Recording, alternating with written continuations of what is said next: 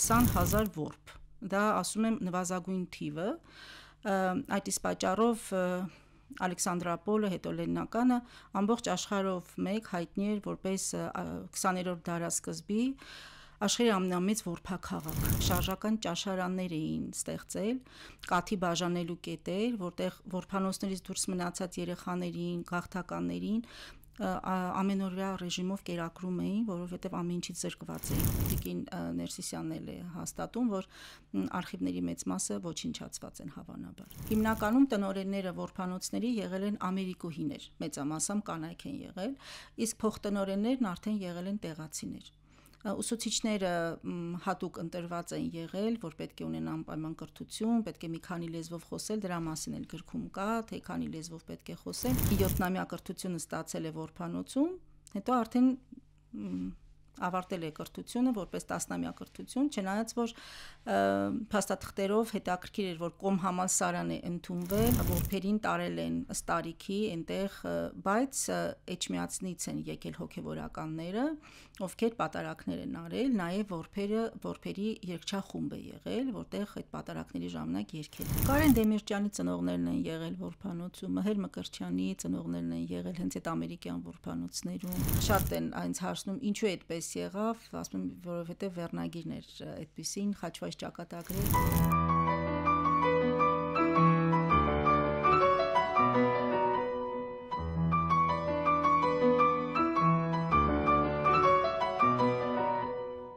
Հանրային ռադիոյի եթերում Արարատյան հայրապետական թեմի ինքնություն հաղորդումն է, բարև ձեզ, ես Նոյեմին եմ։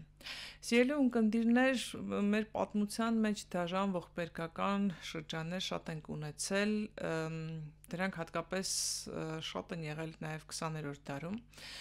Այսօր մի հետաքրքիր պատմության, մի հետաքրքիր թեմայի միջոցով փորձելու ենք բացահայտել մեր ողբերգական էջերից մեկը, բայց կարծում եմ այնտեղ նաև որոշակի լուսավոր պատմություններ կգտնենք, որովհետև լավ, սփոյլ չանեմ, ինչպես ասում են, ներկայացնեմ իմ հյուրին եւ ներկայացնեմ թեման։ Այսօր իմ հյուրն է Անի Մանուկյանը, մանկավարժական գիտությունների թեկնածու, թարգմանիչ եւ ամերիկյան որբանոցների մասին գրքի հեղինակ։ Բարև ձեզ։ Ողջույն։ Շնորհակալություն, որ եկել եք ինքնության տաղավար այս հետաքրքիր թեմայի մասին խոսելու։ Ես եմ շնորհակալ հրավերի համար։ Ամեն անգամ, երբ այս թեմայով զրուցում ենք, լուսավորվում եմ, ոգևորվում եմ, որ դեռ կան մարդիկ, ովքեր հետաքրքրված են սրանով։ Շնորհակալ եմ։ Ճիշտ ասած, թեման, որ դուք առաջարկեցիք, ինձ շատ հետաքրքրեց անձնական պատմության հանգամանքներից ելնելով, որովհետև իմ պապիկն էլ 20-ականների վերջին 30-ականների սկզբին հայտնվել է որբանոցում, Երևանի Քանաքեռի որբանոցում, հետո եղբորն է կորցրել ու ամբողջ կյանքի ընթացքում փորձում էր գտնել եղբորը, այդպես էլ չգտավ եւ մի տեսակ իր այդ որոնումները, փնտրտուքները ժառանգաբար ինձ են հասել եւ ես էլ երկար փնտրեցի ու չգտա։ Այնպես որ մտածում եմ նաև ձեզ հետ հանդիպելու առիթը գուցե լինի ինչ-որ մի դետալ, ինչ-որ մի դրվագ կարողանամ ձեր գրքից պեղել եւ պապիկին տված խոստումը ես էլ կատարել, բայց թեման իրականում գիտական աշխարհում հայտնի է, շատ գիտնականներ գիտեն, որ խորհրդային ժամանակներում եղել են ամերիկյան որբանոցներ, որոնք հատկապես ցեղասպանությունից մազապուրծ եղած երեխաներ են խնամել եւ այլն, բայց դրանք մինչեւ 30-ական թվականներ են գոյություն ունեցել։ Ինչ հետաքրքիր բաներ եք բացահայտել եւ ինչու այդ թեման դարձել է ձեր գիտական ուսումնասիրությունների առարկան։ Շնորհակալ եմ շատ, հրավերի համար, ինչպես արդեն ասացի, չկրկնվեմ, թեման շատ անձնական է, ես մանկավարժ լինելուց բացի նաև երկրագետ եմ, որը ենթադրում է բրիտանաբանություն եւ ամերիկաբանություն, ամերիկաբանության ճյուղով ինձ բախտ վիճակվեց կրթաթոշակային ծրագրով լինել Միացյալ Նահանգներում 2013 թվականին եւ 1 կիսամյակ աշխատել եմ դասընթացի վրա եւ դա իմ համար դարձավ բեկումնային եւ ճակատագրական, որովհետեւ իմ գիտական ղեկավարը, ով ինձ ուղղորդում էր, Դոնալդ Քրիչլոն, որը բավականին հայտնի պատմաբան է Միացյալ Նահանգներում, շատ դիվանագիտորեն ինձ ուղղորդեց, որպեսզի ես սկսեմ ուսումնասիրել հայկական հարցը եւ առաջին ալիքի ֆեմինիզմը, եւ որքանով էին ամերիկուհիները ներգրաված հայկական հարցի բարձրացման եւ տարածման հարցով, որը անկեղծ ասած իմ համար բացահայտում էր Եվ հավանաբար դա եկավ նաև լրացնելու այն բացը, որ ես հավանաբար ամբողջ կյանքում ունեցել եմ, քանի որ մայրս երկու որբերի ժառանգ է, ովքեր մեծացել են Ալեքսանդրապոլ, Լենինական, Գյումրի այժմ, Գյումրիում Ալեքսանդրապոլում գտնվող ամերիկյան, ինչպես ժողովուրդն է ասում, ամերկոմի որբանոցներում են մեծացել։ Եվ ամեն տարի հիշում եմ, երբ մորս հետ գնում էինք ապրիլի 24-ին ծաղիկներ խոնարհելու մեր հուշահամալիր, ամեն անգամ պատմում էր պապիկից, ասում էր, որ տատիկը ոչինչ ընդհանրապես չէր խոսում, փորձում էր ոչինչ չպատմել,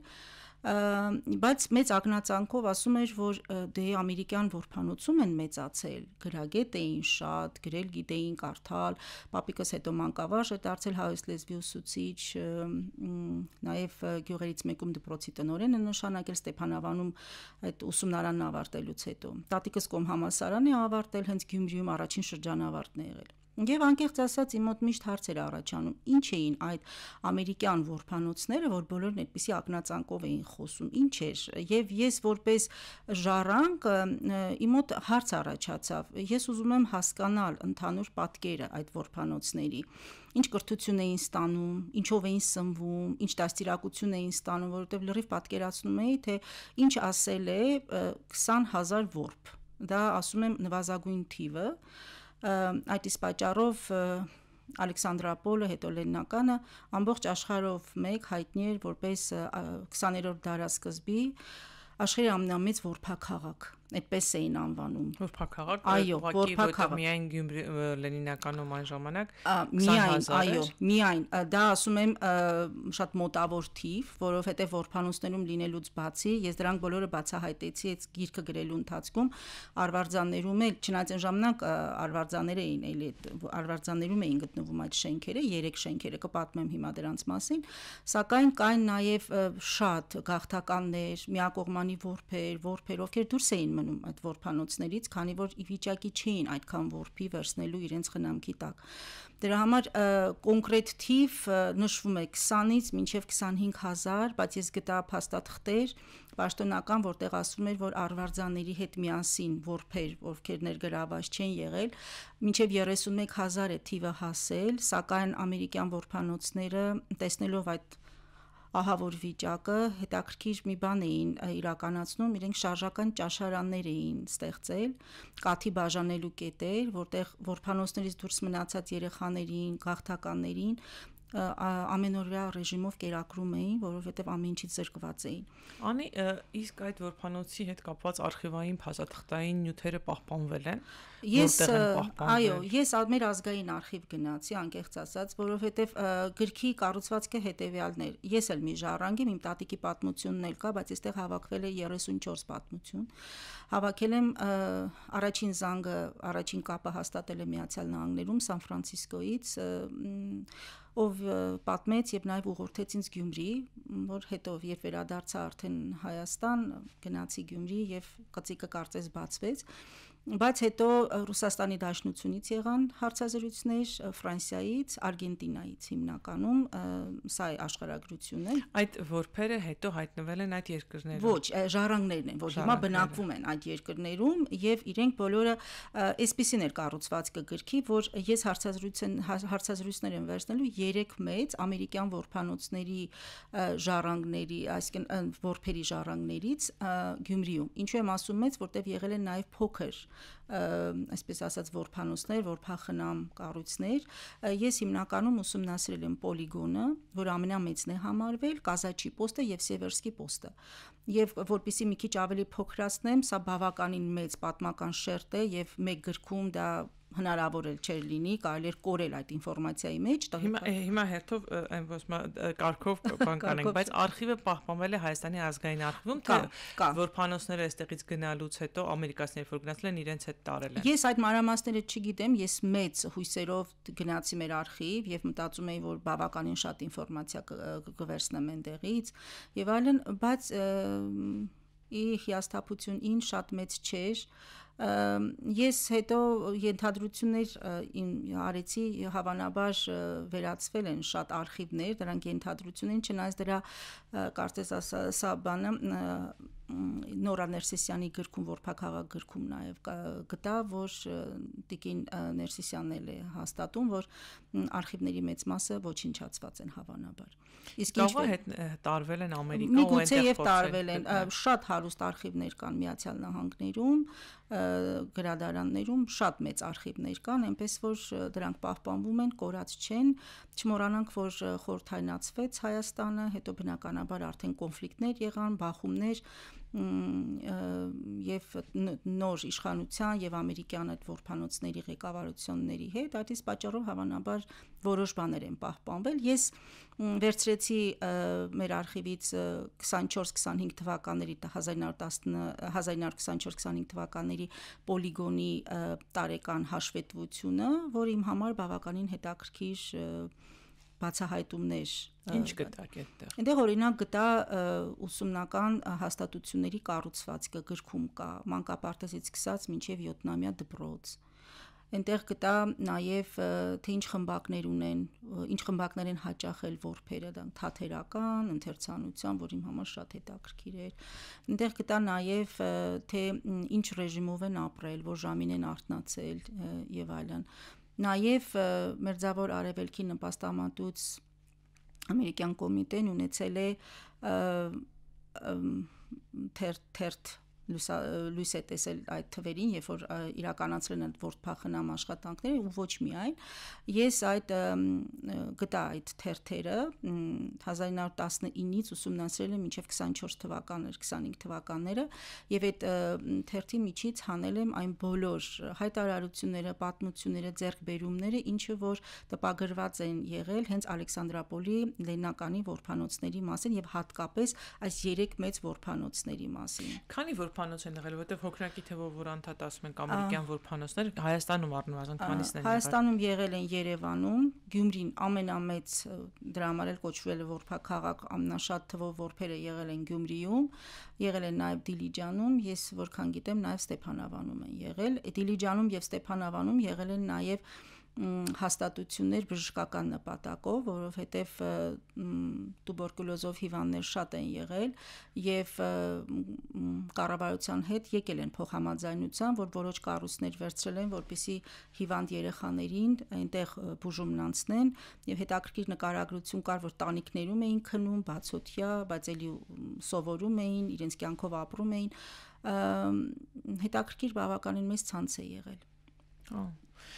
Իսկ կրթությունն ովքեր էին տալիս, տեղի հայ ուսուցիչները թե Ամերիկայից էին գալիս այդ կրթությունը տալու, աշխատողներն ովքեր էին։ Այո, շատ հետաքրքիր, ինձ էլ էր այդ հարցը հետաքրքրում։ Հիմնականում տնօրենները որփանոցների եղել են ամերիկուհիներ, մեծամասամբ կանայք են եղել, իսկ փոխտնօրեններն արդեն եղել են տեղացիներ։ Ուսուցիչները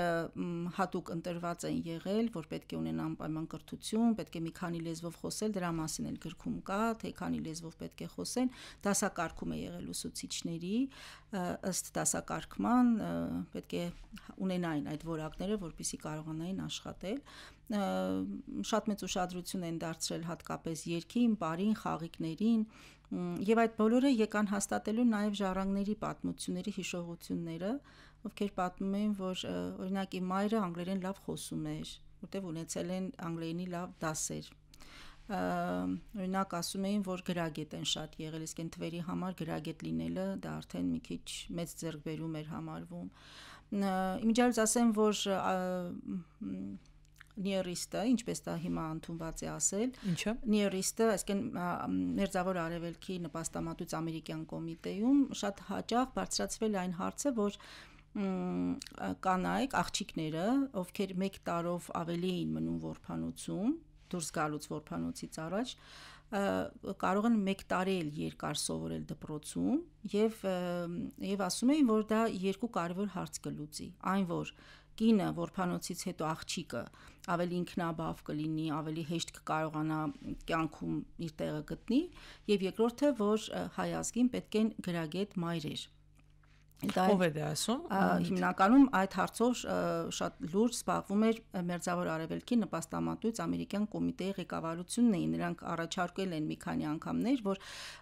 տղաները փաստորեն 16 տարեկանից էին լքում որբանոցը, իսկ աղջիկները 17 տարեկանում։ Այդ իսկ պատճառով առաջարկում են, որ քանի որ մեկ տարի երկար են մնում, մի տարի ուսումը շարունակեն, ստանան 7-ամյա կրթություն։ Ես երբ տատիկիս փաստաթղթերը ուսումնասիրեցի, դա եւս հաստատվեց, քանի որ տատիկս 10-ամյա դպրոցն ավարտել է հետո Երևանում, Նալբանդյանի անվան դպրոցում։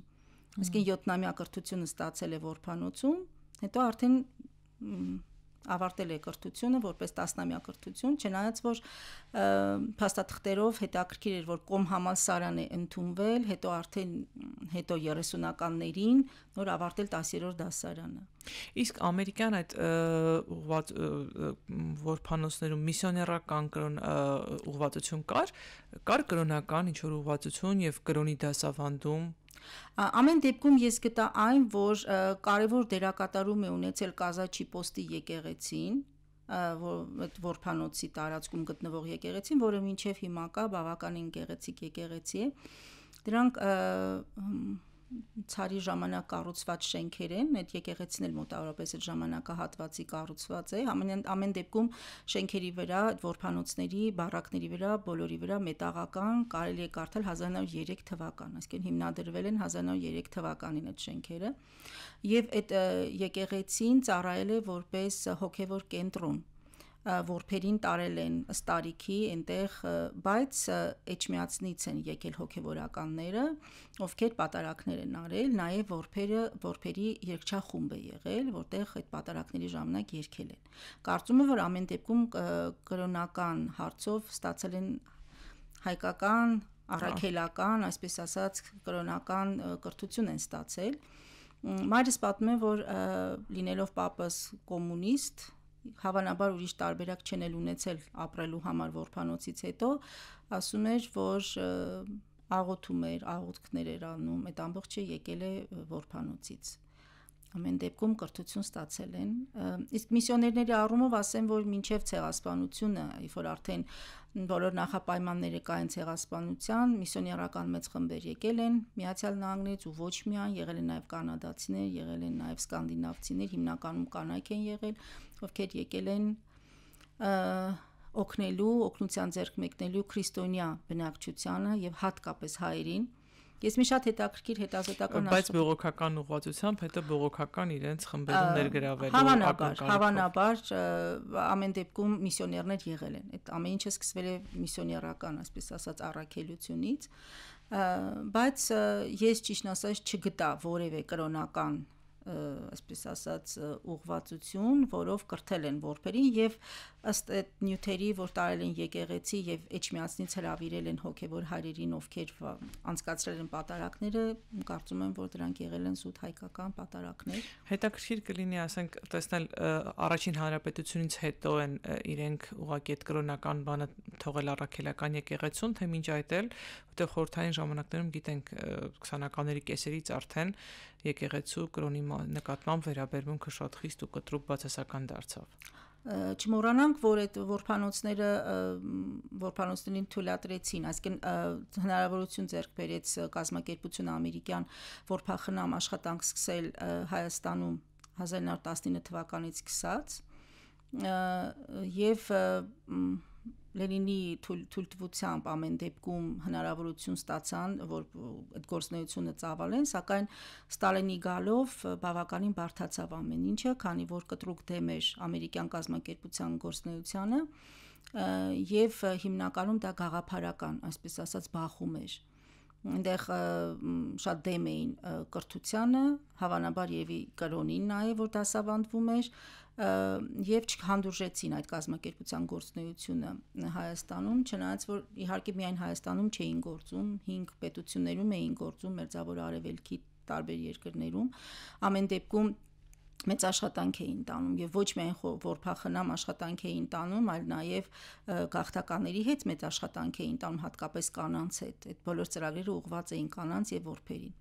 Այդուհանդերձ այդ բախումների հետևանքով 26 թվականից արդեն Կազաչի պոստը եւ Սևերսկի պոստը գրեթե փակվեց, կենտրոնացրեցին բոլորին արդեն Պոլիգոն, որը դարձավ ամենամեծ որբանոցը։ Պոլիգոնը թաղամասն է, Այո, մինչև հիմա կա Գյումրիում կան, այո, Պոլիգոն են ասում, անվանումները պահպանվել են, ցարի ժամանակ ինչպես այդ անվանումները եղել են, դրա համար կոչվում է Սևերսկի պոստ, այսինքն հյուսիսում, այսպես ասած, գտնվող, նաև կա Կազաչի պոստը, կազակների համար նախատեսված է եղել, դրանք բարակներ են եղել, որտեղ զինվորները ապրել են, սանիտարական կենտրոններ են եղել։ Իսկ Պոլիգոնն եղել է այնտեղը, որտեղ որ գնացել են կրակելու փորձեր հավանաբար, բայց այնտեղ են բարակներ եղել, հիմա դրանք պահպանվում են, ես 3-ում էլ եղել եմ եւ ինչ է, որպես ինչ են պահպանվում։ Պոլիգոնում երկու մաս կա, մի մասում դեռևս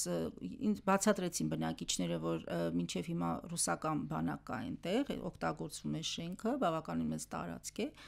Ես վերջերս եմ եղել, ապրիլի 22-ին եմ եղել, իսկ դիմացի մայթի վրա կանելի շենքեր, որտեղ դրանք արդեն կարծես սեփականաշնորհվել են եւ բնակիչներին են տրվել։ Բնակելի շենքեր են, որոշ շենքերը պահպանված են ճակատային մասով, որոշը արդեն փոփոխության են ենթարկվել։ Դռներ ես տեսա այնտեղ դոսերով, իսկ այդ դոսերը բոլոր այդ որբանոցների դռները դոսերով են կոչվել, երևի հապավում է, որ դա հենց այդ բարակներին է պատկանում, բարակների շենքերից է։ Կազաչի պոստում հիմնականում բնակեցված է էլի, երկրաշարժից հետո բացատրեցին բնակիչները, որ դրանք սեփականաշնորհվել են եւ բնակիչներ կան, մեկ շենքն է մնում լրիվ առանց տանիքի, կիսավեր, բացկացվում է այդ վեհությունը, շենքի ամրությունը, իմիջիայլոց ասեմ, որ տանիքի համար Սարիղամիշից բերված գերաններով են տանիքը կապել եւ մինչեւ հիմա դրանք պահպանվում են, պատերը բավականին հաստ, ֆիլմում էլ իմիջիայլոց դրա մասին կա, որ ինչ կառույցներ են եղել։ Հետաքրքիր կլինի դա նորոգել ու դարձնել թանգարան։ Այդ գաղափարը շատ վաղուց կա, 22 թվականից քննարկումներ շատ կան, քաղաքապետի հետ հանդիպում ունեցա, զրուցեցինք որպես պրոյեկտ, որպես նախագիծ, բայց ինչ-ինչ պատճառներով չստացվեց կոնկրետ այդ շենքը, որովհետև դա սեփականաշնորհված էր արդեն, բայց անտերության մատնված վիճակում է, աղբի մեջ կորած, իսկ դա շատ լավ կծառայեր որպես թանգարան եւ ոչ միայն թանգարան, հետազոտական կենտրոն, փոքրիկ գրադարան, հանդիպումների, քննարկումների տեղ, ինչպես նաեւ առաջին հարկում իմ քննարկումների արդյունքում հետաքրքիր մի գաղափար էլ առաջացավ, որ առաջին հարկում կարելի էր այդ բոլոր արհեստները, որ սովորացրել են որբերին, զբոսաշրջիկներին իհարկե վճարելով ցույց տային, ներգրավեին, կարծում եմ որ հրաշալի կլիներ, բնակիչները նույնպես շատ հետաքրքրված են, որովհետև իրականում իրենց էլ կօգնի այդ տարածքը ենթակառուցվածքները զարգացնել։ Ստանալ թաղամասը, ասում եմ վերջերս եմ եղել ամսի 22-ին, նույնիսկ ասֆալտապատ ճանապարհ չկա, անձրևից հետո շատ դժվար անցանելի է, մոռացված, բայց այդտեղ շատ մեծ շերտ կա պատմության։ Իսկ ինչ արհեստներ են սովորել, որ մտածում եք վերականգնել։ Խոշկակարություն, թիթեղագործություն, աղջիկներին հիմնական մասեղնագործություն, կարուձև։ Մայրս պատմում է, որ տատիկը շատ լավ կարել է այդ պատերազմի տարիներին, երբ ամեն ինչը շատ սուղ է եղել, ոչ միայն իր համար է կարել, այլ նաև ընկերուհիների, բարեկամուհիների համար ամեն ինչ։ Եվ էլի փաստեցին ժառանգներ գրքում, որ այնպես էր կարկատում գուլպան, որ երբեք չէր զգացվում, որ դա կարկատած է, կարած է։ Այդ ամբողջը ժառանգություն է որբանոցից։ Իմիջիայլոց ես գտա, որ իմ տեղեկություն, որ որբանոցներին կից նաև բացել են ճաշարաններ, որտեղ աղջիկներին սովորացրել են խոհարարական արվեստը, ընդհանրապես ոչ միայն խոհարարական արվեստը, այլ նաև կենցաղավարության ցանկացած գործ նախապատրաստել են կյանք դուրս գալու համար, որովհետև ամեն դեպքում որբերը ապրում էին արհեստական միջավայրում, որովհետև փակ տարածք էր, եւ այդ մտավախությունն էլ կար, այդ կազմակերպության կողմից նորից գրքում նույնպես արձարծված է, որ ինչ են անելու որբերը որբանոցից հետո։ Արդյոք կարողանան ունեն այդ իմունիտետը, որպեսզի կարողանան մեզ վայրի վերյու ժամանակներում բնակվեն, ապրեն, իրենց կյանքը վարեն։ Այդ իսկ պատճառով նաև խրախուսում էին, որ շուտ ամուսնանան եւ եթե հնարավոր է որբը որբի հետ ամուսնանար։ Շատ եղան։ Բայց որբը որբի հետ ամուսնանար, օրինակ հիմա պետություն ունի ծրագիր, տներ բնակարաններ են հատկացնում առնվազն, այն ժամանակ որբը որբի հետ ամուսնանար, որտեղ պիտի բնակվեն, կա ինչ-որ նորանց։ Տատիկիս ասած թղթերի վերջերս թղթաբանություն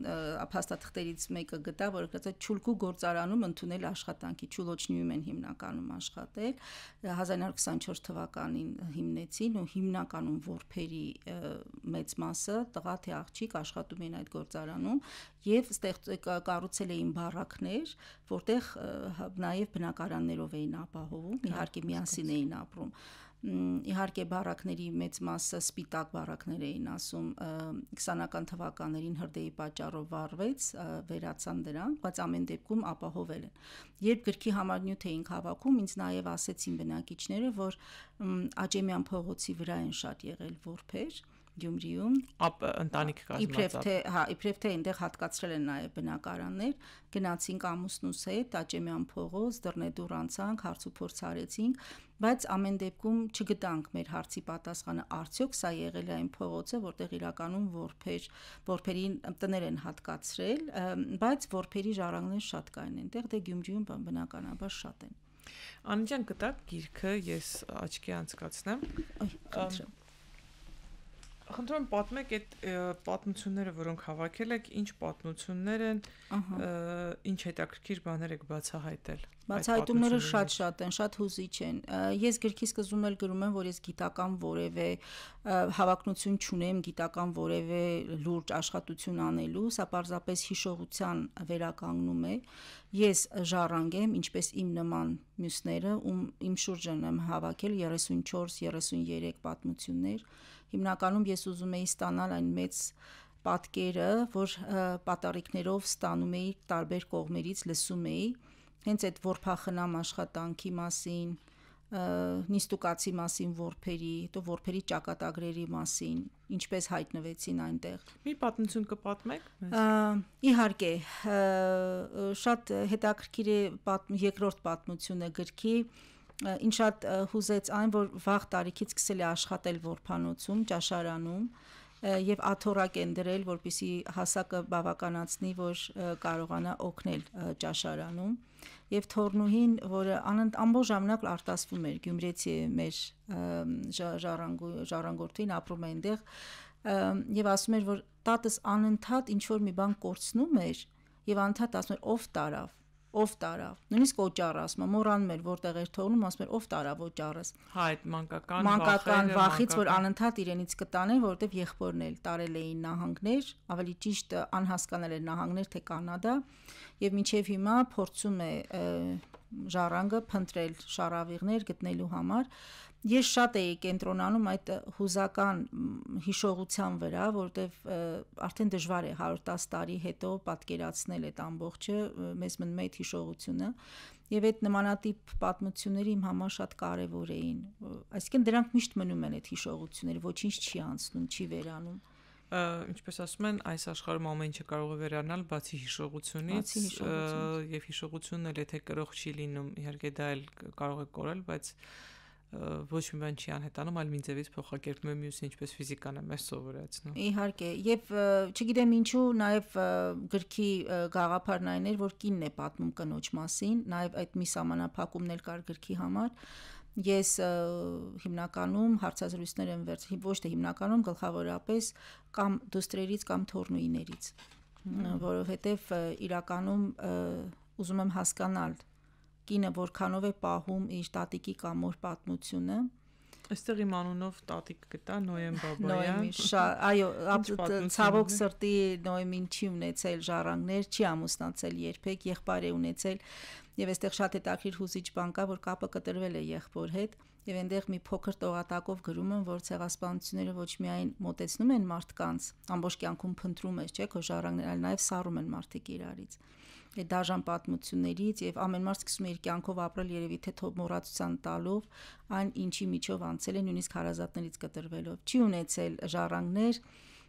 սա միակ եզակի դեպքն է, երբ որ հարևանուին շատ ջերմությամբ պատմեց, ասեց, որ ես համարում եմ, որ ես իր դուստրն եմ, որտեղ շատ մոտ ենք եղել մենք, մեր հարևանուին էր, Բայց հետաքրքիր մի բան պատմեց, որ ասեց, երբ որ մենք բնակարանի բարելավում ստացանք եւ պետք է տեղափոխվենք, Նոյեմի տատին կանխամտածված մեզանից հեռացավ, որտեղ բաժանումը շատ դժվար կլիներ իր համար, եւ մի փոքր սկսեց մոտենալ այլ հարևանների հետ, ովքեր էլ եւ խնամեցին մինչեւ վերջ տատիկին եւ մահանալուց հետո փաստորեն Իսկ այդ ամերիկյան որփանոցներում ապրած մարդկանց մասին ունենք օրինակ հաջողության պատմություններ, որ մեծ գիտնական են դարձել, մեծ հաջողությունների են հասել կամ իրենց ժառանգները շատ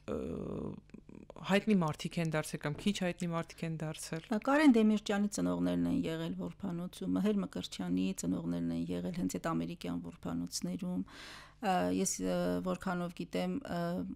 էլի բավականին շատ մարդիկ կան, ում ժառանգները իրականում, ում ծնողները եղել են այդ որփանոցներում են մեծացել։ Եղել են նաև, այո, օրինակ Նաիրի Զարյան, ես չգիտեմ ինչքանով ինքը տեսակ շատ հակասական վիճահար է, բայց ամեն դեպքում Նաիրի Զարյան պապիկս միշտ պատմել է, որ միասին են եղել որփանոցում, այնպես որ ուզում եմ ասել Հենց Նաիրի Զարյանն է որփանոցում։ Այո, նաև Խաչիկ Դաշտենցը գրքում կա մի փոքր, թե ինչպես ստացավ Դաշտենց անվանումը, Չարենցիներ շատ սիրում եւ Տոնոյան է իր ազգանունը եւ փաստորեն առաջարկել են եւ մտածել է ինչպիսի գրական անուն իրեն վերցնի, ասեն որտեղից ես, Դաշտադեմից կարծեմ, դե ուրեմն Դաշտենց ու այդպես ստացել է իր ազգանունը գրական։ Այո։ Մյուս գրքերը ինչ գրքեր է։ Հետաքրքիր բան ասեմ, որ այնքան էի տպավորվել, չէի պատկերացնի, որ այդքան ազդեցություն կունենա այդ պատմական շերտը իմ վրա, գիտեի, որ շատ հուզիչ է, բայց որ այդ այսչանին պետք է ազդվեի, չէի պատկերացնում, եւ այդ գրքի լույս տեսնելուց հետո շատ արագ մի վիպակ ծնվեց, որը կոչվում է Խաչված ճակատագրեր, վիպակ է սա երկլեզու հայերեն եւ անգլերեն, որտեղ փաստերի վրա այստեղ բոլոր կերպարները անունները փոփոխված են, բայց ամեն մի կերպարի հետևում իրական պատմությունը, որը վերցված է հաղթեցին ապրելով գրքից։ Դա կոչվում է իրական պատմությունների վրա։ Հա, մի փոքր անունները փոփոխված, կերպար ստեղծված, բայց միշտ լուսավորով վերջացող, լուսավոր վերջավորությամբ, որ լինելով որբ, կորուստներ շատ ունենալով կարողացավ դառնալ հայտնի դերասանուհի, մնալով մենակ իր հիշողությունների հետ։ Վիպակում անունը փոխել եք, բայց իրական պատմության մեջ հայտնի է, նկարող ենք բացահայտել։ Չէ, իրական պատմության մեջ չկա ինքը, բայց այն որ որտեղից է եկել, ինչ որփանոցում է եղել, ինչ եւ այլն, դրանք բոլորը իրական պատմություններ են, այդ իր Երևան տեղափոխվելը Գյումրիից հետո, ամուսնուն կորցնելուց հետո եւ այլն, դրանք արդեն մի քիչ հորինված կեն, շատ են այնց հարցնում, ինչու այդպես եղավ, ասում եմ, որովհետեւ վերնագիրն էր այդպեսին, Խաչված ճակատագրեր, այսինքն խաչված էին նրանք, չէին կարող։ Խաչված, ինչպես Քրիստոսին էին խաչել, թե հանդիպած։ Տեսեք ինչ հետաքրքիր։ Ես կանխամտածված եմ այս անունը ճիշտն ասած ընտրել։ Անունն էլ շատ արագ ստացվեց, որտեղ որպես կանոն, օրինակ հաղթեցին ապրելովի համար 20-ից ավել տարբերակներ ունեինք եւ խմբագրի հետ երկար քննարկումից հետո հանգեցինք նրան, որ վերնագիրը պետք է դրվի հաղթեցին ապրելով։ Վրային նկարելը շատ հետաքրքիր, թե ինչպես փոքրիկ ծիլը կարողանում է ուժեղ ասֆալտին հաղթել, ճեղքել եւ սա շատ մեծ ուժի եւ շատ մեծ վստահության մասին պատմող բնության օրինակ է։ Դե իրականում պետք է իրենք չլինեն, այդպես էին, չէ՞, որոշել որոշ պետություններ, որոշ կառավարություններ, որ պետք է չլինեն, բայց իրենք ապացուցեցին, որ մենք պետք է լինենք եւ նրանք հաղթեցին հենց դրանով, որ ապրեցին, որ ունեցան շատ մեծ ընտանիքներ։ Ինչպես սևակներ ասում, կանք պիտի լինենք ու դեռ շատանանք։ Դե պետք է շատանանք, այո, եւ ինչքան էլ որոշեցին եւ ծրագրավորեցին, ծրագրեր կազմեցին, միևնույն է, որբերը ապրեցին ի հիասթափություն իրենց։ Դրա համար, այո, ես չեմ ուզում, չէի ցանկանում, որպեսի գրքում լիներ լաց, ողբ, մազապուրծ այդ բառերը, որովհետև ես ամեն դեպքում ցանկացած պատմության հերոսին որպես հաղթող, հաղթանակած մարդ եմ տեսնում եւ շատ ուժեղ մարդ եմ տեսնում։ Ինչ շատ են քննադատել, ասել են, որ ինչով են հաղթել, ինչով են հերոս։ Ես չեմ կարծում, որ պետք է անպայման հեղաշրջում հեղափոխություն անել, որ համարենք, որ նրանք հերոսներ են կամ ինչ որ իմ համար հերոս են, որ կարողացան այդքան դժվարություններ հաղթահարելով չկոտրվել, չընկնել փողոցներ, ասֆալտը ծագել, ընտանիք կազմել, լավ ընտանիք կազմել եւ վերջիվերջո մենք բոլորս երբ ուսումնասիրում ենք մեր արմատները, էլի գալիս ենք նրան, որ մեր շարավիղը ինչ որ մի կերպ, չէ, գալիս է ցեղասպանության հետևանքներ տարած վերապրածների ժառանգներ ենք մենք եւ դա պետք է մենք հպարտությամբ տանենք, որովհետեւ եթե նրանք իրենց մեջ ուժ չգտնեին ապրելու ոտքի կանգնելու, բնականաբար մենք էլ չէինք լինի։ Մյուս գիրքը ինչի մասն է։ Մյուս գիրքը սա անկեղծ ասած մի քիչ նախագիծ է, որ իրականացնում եմ 2023 թվականից, կոչվում է Արմատ եւ ծիլ, որտեղ միջին դպրոցի աշակերտներին ուսուցանում ենք հետազոտություն անել, բայց հետազոտության թեման դա իրենց արմատներ ուսումնասիրելն է։ Ինչպես նաև ստեղծագործաբար իրենց այդ պատմությունները գրելն է։ Մրցանակաբաշխություն ենք անում եւ սա ամենաառաջին տարվա մեր մասնակիցների։ Ով է կազմակերպում։ Ես եմ կազմակերպիչը, ընդհանուր նախագիծը կոչվում է Բացահայտիր ընտանիքիդ պատմությունը, իսկ կոնկրետ շարադրությունների էսսեների մասը կոչվում է Արմատ եւ ծիլ։ Այստեղ էլ ունենք շատ հետաքրքիր պատմություններ, Սփյուռքահայ ենք ունեցել առաջին տարում, որ շատ տարիքային խումբ են մասնակցում։ Միջին դպրոցի աշակերտներն են Հայաստանի Հանրապետության, անցած տարի առաջին տարին միայն Երևանի մի քանի դպրոցներ էին, որպես նախնական նախագիծ իրականացվեց, անցած տարի արդեն մարզերից մեզ միացան, նաև Արցախից բռնի տեղահանվածներ միացան մեզ, որոնց աջակցում ձեզ հենց այդպես էլ ընտանիքիդ Բացահայտիր ընտանիքիդ պատմությունը կազմակերպությունը, թե նախագիծն է այդպես կոչվում։ Նախագիծն է այդպես կոչվում։ Իրականում ես եմ իմ նախաձեռնությամբ եմ ամբողջը անում, աջակիցներ ունենք, ովքեր գրքերի, փոքրիկ մրցանակների ողջևորում են մեր աշակերտներին, բայց ամենակարևոր մեխը մեր նախագծի այն է, որ աշակերտների պատմությունները տպագրվում են եւ այս տարի նախատեսում ենք երկլեզու տպագրություն անել անգլերեն եւ հայերեն եւ անգլերեն, քանի որ այս տարի ունենք նաեւ Սփյուռքից ներկայացուցիչներ, Դեթրոյթից են մեզ միանալու հայեր, նաեւ Խառնածին ընտանիքներից հայի արաբ, ենթադրենք մայրը հայրը արաբ եւ այլն։ Իսկ ինքնության խնդիր ունեն այդ երեխաները։ Անկեղծ ասած կարծում եմ, որ կա այդ խնդիրը, որովհետև մեծ սիրով համաձայնեցին միանալ նախագծին, երբ առաջարկեցի։ Դեթրոյթում Ալեք Մանուկյանի անվան դպրոց կա հայկական, այնտեղի ներկայացուցիչներն են միանալու մեզ։ Փորձեր արեցի նաև այլ օջախների կապվել Սփյուռքում, բայց դեռևս անհաջող են։ Մեծամասամբ պատասխանն այն է, որ հայերեն գրել կարդալ չեն կարողանում եւ կդժվարանան։ Այդ իսկ պատճառով կարծում եմ, որ դեռևս աշխատանք ունենք նաև այդ ուղղությամբ անելու։ Անի ջան, շնորհակալություն շատ այս հետաքրքիր թեման ինքնության տաղավարում բացահայտելու, որովհետև մեր ինքնության գլուխկոտրուկը բացելը հավաքել ճանապարհին, սա էլ մի կարևոր հանգրվան էր մեր պատմության այդ մի ճյուղն էլ բացահայտելու, եթե մեր ունկնդիրների մեջ կան մարդիկ, ովքեր նախնիներ կամ հարազատներ այդ որ փանոցում են եղել, իրենց հաստատ հետաքրքրի, գուցե իրենք էլ ինչ-որ պատմություններ ունենան ձեր հետագա ուսումնասիրությունների համար ձեզ տրամադրեն կամ ձեր օգնությամբ գտնեն իրենց հարազատներին, շատ հրաշալի բան կլինի։ Շնորհակալություն, որ պատմեցիք այդ մասին ինքնության տաղավարում։ Ես եմ շնորհակալ։ Սա շարունակվելու է, թե նյութեր հավաքում եմ հիմա, որ ցանկանում եմ հասկանալ եւ բացել ամերիկուհիների արխիվները եւ տվյալները, ովքեր աշխատել են այդ 3 մեծ որփանոցներում, որտեղ ուզում եմ նաեւ իրենց աչքերով տեսնել այդ իրավիճակը։ Եվ մի թեմա էլ ուզում էի, բայց կիսատ մնաց, ձեր գիտական ղեկավարը, որ ասում էր ամերիկուհիները, ովքեր նպաստել են ցեղասպան, ինչ որ նյութ կա դրա մասին։ Շատ կա, դրա մասին բավականին գրվել է, ասվել է իրականում կենտրոնը Բոստոնն է եղել, որտեղ առաջին այդ ալիքի ֆեմինիստուհիները շատ մեծ աշխատանք են տարել, որովհետև արդեն Համիդյան ջարդեր եւ այլն ինֆորմացիան հասնում էր արդեն, վտանգը կար, նաեւ երկրորդ ալիքի ցեղասպան գրականության եւ այլն, դա էլ հետաքրքիր բավականին ոլորտ է, այնպես որ ես նաեւ նյութեր եմ հավաքում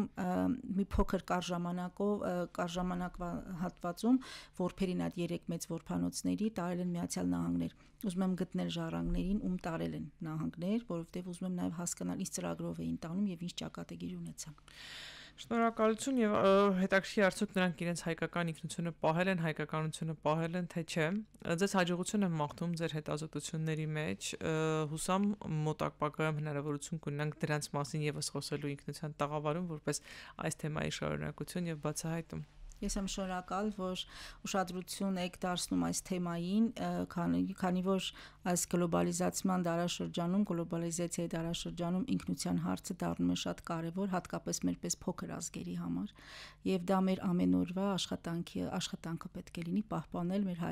մեր հայեցի լինելը եւ մեր ինքնությունը։ Շնորհակալություն ձեզ շատ։ Ես ինքնության իմ ունկնդիրներին եւ ակնդիրներին հիշեցնեմ, որ այսօր տաղավարում ես զրուցում էի Անի Մանուկյանի հետ, ով մանկավարժական գիտությունների թեկնածու է, թարգմանիչ, բայց նաեւ հետազոտող, ով հետազոտել էր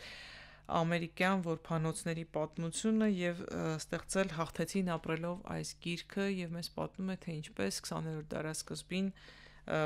այդ ամերիկյան որբանոցներում ապրում էին մեր հայրենակիցները եւ հետո ինչ ճակատագիր են ունեցել նրանք։ Ինքնությունը եթերում կլինի հաջորդ շաբաթ։ Ցտեսություն։